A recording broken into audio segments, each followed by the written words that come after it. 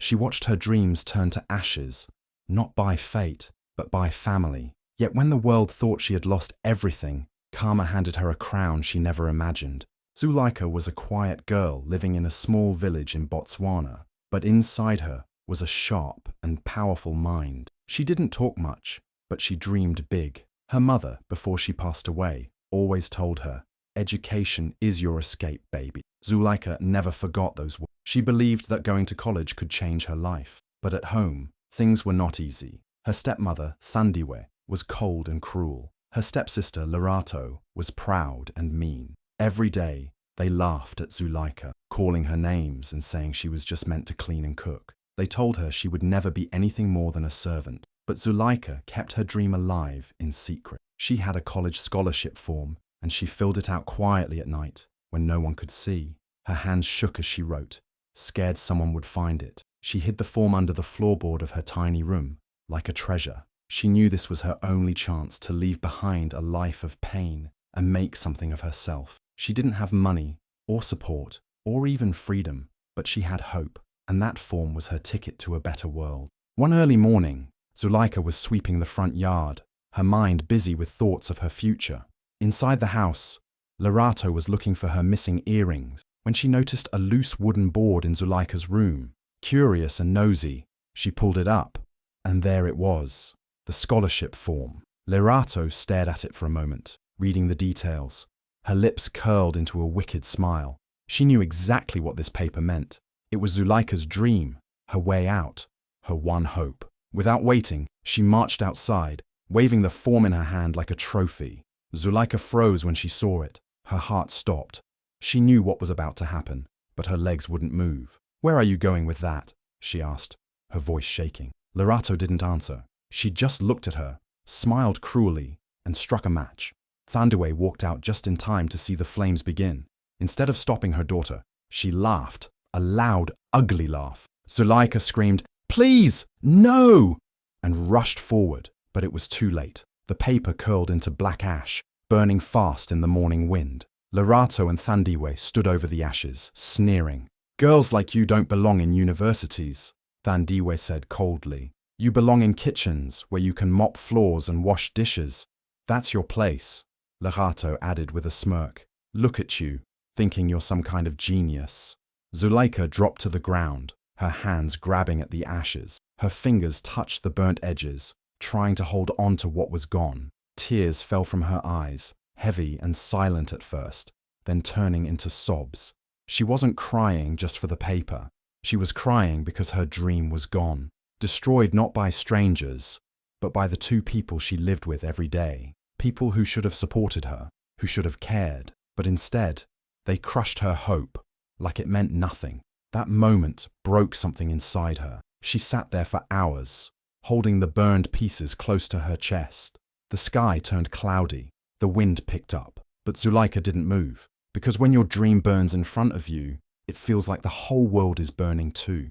After the scholarship form was burned, Zuleika felt like a part of her had been burned too. But even in the middle of her pain, she didn't want to give up. Her mother's voice still echoed in her heart. "Education is your escape, babe." So the next morning, before the sun even rose, she got up quietly and left the house without telling anyone. Her plan was simple: get a new scholarship form, fill it again, and send it as fast as possible. Maybe, just maybe, there was still time. She first went to the village post office. The old postman, who knew her since she was a child, looked at her with tired eyes. "Zuleika," he said slowly, shaking his head. "You're too late. The deadline was yesterday." Her heart sank, but she refused to cry. "Please," she begged, "is there any way to still get it?" He gently patted her shoulder and said, "Sometimes life closes the door, child." But Zuleika didn't stop. She asked around and found out the main scholarship office was far, 14 kilometers away in the next town. She didn't have money for transport, but that didn't matter. She tied her mother's old scarf around her head, put on her worn-out shoes, and started walking. The sun was hot. The dust from the road stuck to her skin and throat. Her legs hurt, her feet swelled, but she kept going. One step, then another. She didn't stop. She walked past trees, dry fields, and empty roads. Her lips were dry. Her dress clung to her from sweat. But in her heart, there was still a small light of hope. After hours of walking, She reached the scholarship office. Her body was tired, but her voice was strong. "Please," she said to the lady at the desk, "I need a new form." The woman looked at her computer, clicked a few times, then frowned. "I'm sorry," she said. "All forms have been processed. The system is closed. There's nothing I can do." Zuleika stood still. Her mind couldn't understand the words. She had come so far. She had walked all day. She had fought everything in her world to reach this point. And now, just like that, it was over. She slowly walked out of the office. Her legs felt like stones. Her chest felt empty. She sat on the ground near a tree and stared at the road. Everything felt silent, like the world had nothing left to say. She looked at her hands. They were dirty and scratched from the walk. These were the same hands that had once filled out that form in secret, dreaming of something bigger.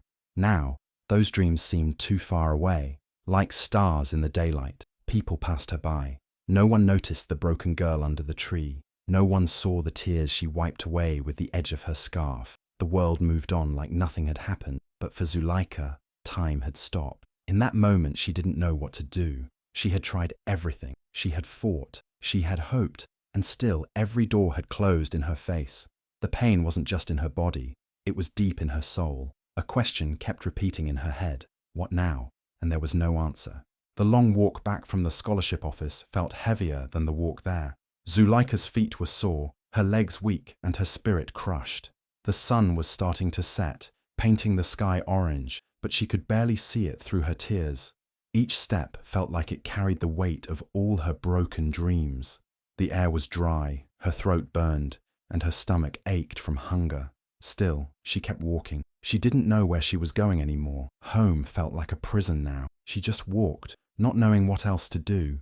After hours on the dusty road, her body gave up. Her knees buckled, and she collapsed by the roadside. She lay there, covered in dust, eyes half closed, thinking maybe this was the end of her journey. She had nothing left to give, but fate wasn't finished with her. From a small house nearby, an old woman noticed the girl lying near the road. She hurried over with a bottle of water and knelt beside her. "Child, drink," she said softly. Zuleika opened her eyes just enough to see the woman's kind face. She took a few sips, the cold water waking her up slightly. The woman gently helped her sit up and led her inside. The small house smelled of herbs and warm food. The walls were lined with books. Zuleika sat quietly while the woman brought her food and a wet cloth to clean her face. After some time, the woman sat across from her and asked, "What happened to you, my dear?" Her voice was calm, full of care. Zuleika looked at her, unsure if she should speak, but the woman's eyes were full of understanding, like she had seen many sad stories before. Slowly, Zuleika began to talk. She told her everything, from her mother's dream to the scholarship form, the fire, the cruel words, the long walk, and the closed doors. Her voice trembled, but she didn't stop. The old woman, whose name was Masego, listened quietly. She didn't interrupt. She didn't offer fake comfort. She just let Zuleika speak. When Zuleika finished, there was silence in the room. Masego stood up and walked over to a shelf. She pulled out a simple notebook and placed it in Zuleika's hands. "Write," she said, "word for word. Don't skip the pain. Don't hide the hurt. Write the truth." Zuleika looked at the notebook, unsure. "What will that change?" she whispered. Masego smiled gently. "Sometimes, your pain becomes your power. When the world closes every door, your story can open new ones. Tell it. Let others feel it." Zuleika held the notebook tightly. For the first time in days, she felt a tiny spark. Not hope, not yet, but a reason to breathe. Maybe her dream hadn't ended. Maybe it was just taking a different path. Zuleika sat in Masego's quiet little home, the notebook open in front of her. The pages were blank, but her heart was full of memories, most of them painful. With a deep breath, she picked up the pen. Her fingers were unsure at first, but soon, the words began to flow. She wrote about her late mother's dream, the way she used to whisper, "Education is your escape." She wrote about Thandiwe's cruel laughter and Larato's cold smile as the flames ate her scholarship form. She wrote about the walk, the pain, the closed doors, and the moment she fell beside the road, thinking she had lost everything. She also wrote about Masego, about the water, the kindness, the notebook. She didn't hold anything back. She poured her heart into every line. When she finished writing, the pages were stained with dried tears, but her soul felt lighter. Masego read the story silently, then smiled gently. This, she said, will go far. She took the notebook and typed up Zuleika's story word for word. Then she sent it to an old friend, a journalist who now ran a blog called Voices of the Forgotten. It was a place for real stories, stories the world usually ignored. The blog post went up on a Monday morning. By Tuesday afternoon, it had spread like wildfire. People from different countries began to share it. Some cried after reading. Some got angry. Many asked how they could help. Donations started pouring in. First a few coins, then big amounts. People sent messages to Zuleika, calling her brave and inspiring. They told her she was not forgotten. She was seen. Soon, news reporters came to the village. Cameras rolled. Microphones reached out. Zuleika, the quiet girl who once hid her dreams under the floorboard, was now the voice of hope for many. Back at home, Thandiwe and Lerato watched the news in shock. Neighbors were whispering. Villagers stared at them in the market. The story had reached their door, and it was no longer a secret. For the first time, the ones who caused pain were feeling the heat. Lerato, who always wanted attention, now hid her face. Thandiwe, who once laughed at Zuleika's dreams, now had no words. The world was watching, and justice had started to speak. Zuleika didn't smile for revenge. She didn't write the story to shame them. She wrote it because it needed to be told. And now, her truth was out in the open, and it was shaking the ground beneath those who once tried to bury her. The phone rang in Masego's house. She answered it calmly, listened for a few seconds, then turned to Zuleika. "It's for you," she said, handing the phone gently to her. Zuleika looked confused. "For me?" she asked, her voice small. She had never received an important phone call before. With shaky hands, she took the phone and held it to her ear. A soft and kind voice came through. "Hello, is this Zuleika?" She answered. "Yes, this is Zuleika." The woman on the line continued. "My name is Amina. I'm calling from the Global Education Future Foundation in Nairobi. We read your story online. It touched all of us deeply." Zuleika didn't say a word. She held her breath. "We want to offer you a full scholarship," the woman said warmly. "That includes your school fees, travel expenses, accommodation, meals, everything. You don't need to fill out any more forms. You've already proven yourself, Zuleika.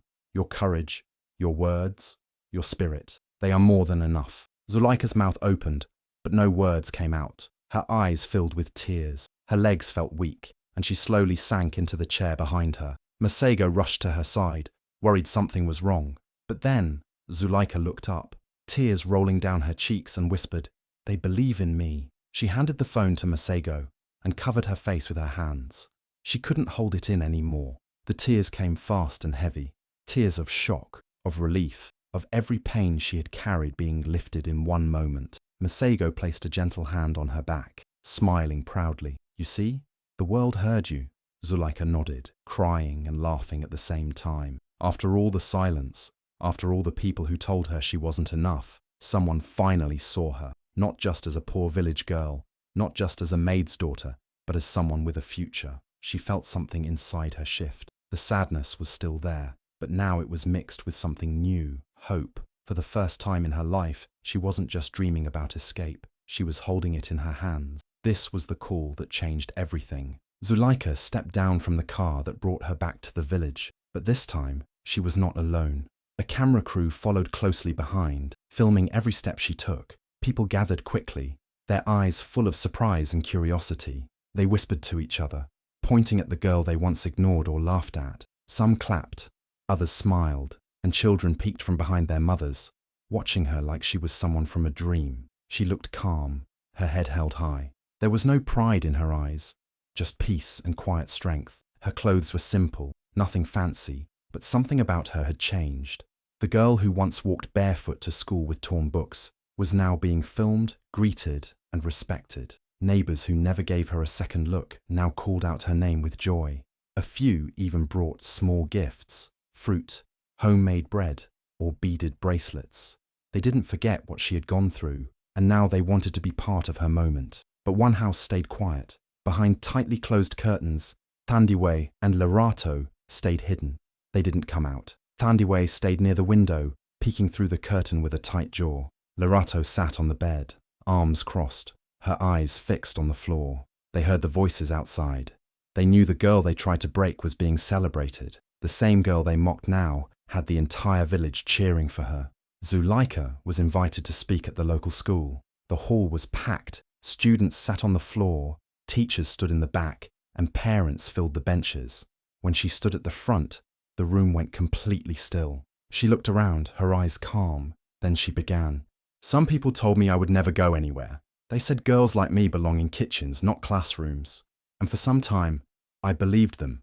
I thought maybe they were right. She paused. The silence in the room grew deeper. But I kept going. I cried. I failed. I fell.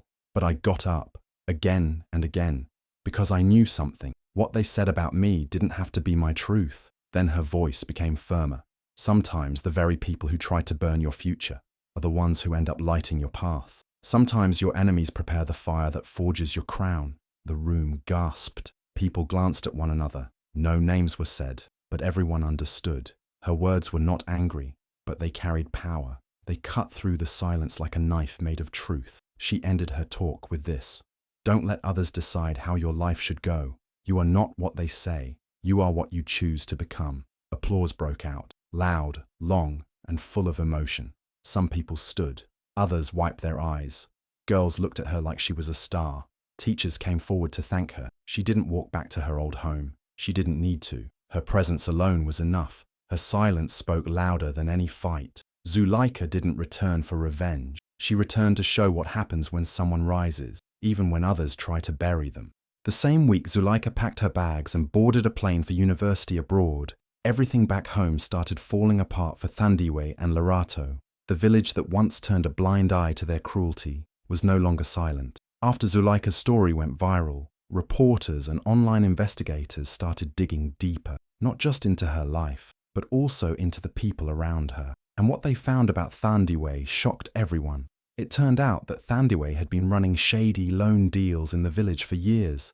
She took money from poor women, promising to help them grow small businesses, but kept most of the cash for herself. Some women had even lost their homes because of her lies. With the spotlight now on Zuleika's story, these women came forward. They shared everything: names, papers, voice notes.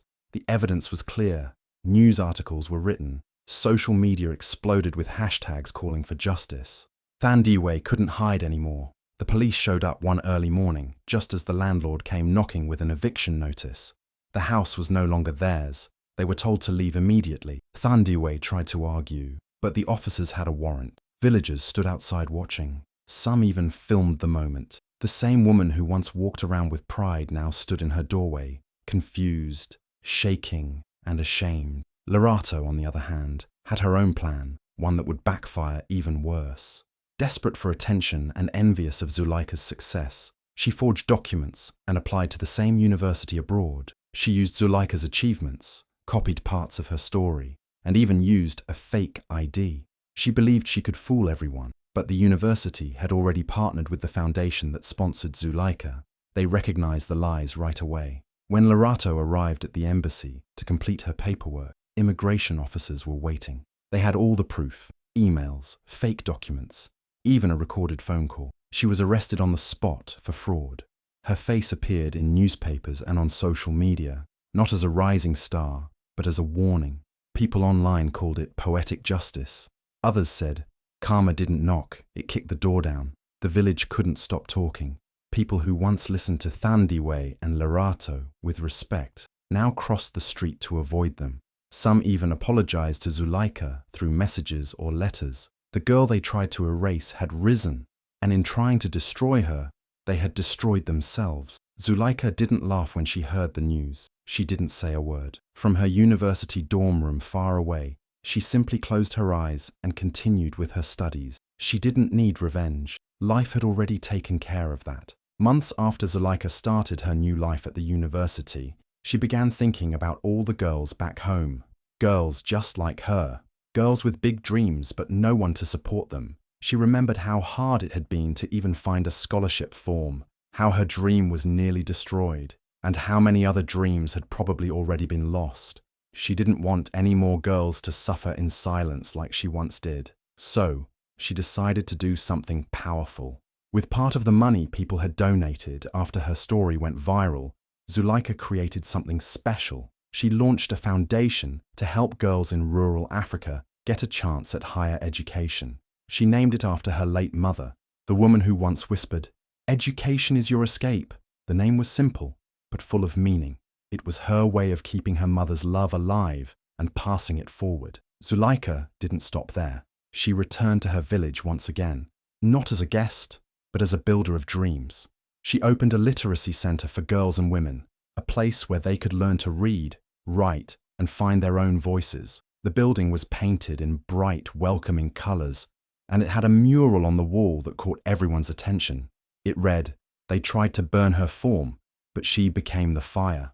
That line hit deep. Villagers stood in front of the mural, silent, thoughtful. Some took pictures, others just stared. It wasn't just about Zuleika anymore. It was about every girl who had been told she wasn't enough, every girl who had been laughed at, ignored, or told to stay small. People came from nearby villages to see the center. They brought their daughters, their nieces, even their neighbors. The rooms were filled with books, computers, and teachers who believed in second chances. Zuleika walked through it all, smiling softly, watching new dreams begin to grow. This time, no one could take the future away from these girls. And the best part? Zuleika didn't build it out of anger. She built it out of hope. The lights were bright, and the stage was big, but Zuleika stood there calmly. She wore a simple dress, her hair pulled back, her face glowing with quiet confidence. In front of her sat thousands of people from all over the world. Behind her, a large red circle with the letters TED in white. Cameras rolled. The world was watching. Zuleika took a deep breath. Then she began to speak. Her voice was clear, soft but strong. She didn't shout. She didn't rush. She told her story, step by step, how she was once a girl in a small village, mocked for dreaming too big, how her scholarship form was burned right in front of her, how she almost gave up, and how a stranger, a notebook, and a moment of kindness changed everything. The crowd sat in silence, listening closely. You could feel the emotion in the room. Some people had tears in their eyes. Others nodded slowly. Her story wasn't just about pain. It was about power. It was about rising when no one believes in you. It was about how one voice, even from the smallest place, can shake the world. Zuleika's final words echoed through the hall. What they burn today might be the torch that lights your tomorrow. Let them watch. For a second, everything was quiet. Then, the applause exploded. People stood, clapping hard, some shouting her name. Cameras zoomed in on her face. No longer a girl hidden in shadows, but a woman standing tall under bright lights. The camera pulled back slowly, showing Zuleika's silhouette against the glowing stage. And as the screen faded to black, one feeling stayed in the hearts of every viewer. She made it. She truly made it. And she lit a fire that would never go out. If this story touched your heart, don't forget to like, share, and subscribe for more powerful content. Drop a comment below. What part hit you the most? And don't miss the next video. It's right here on the end screen, full of inspiration and heart. Thanks for watching.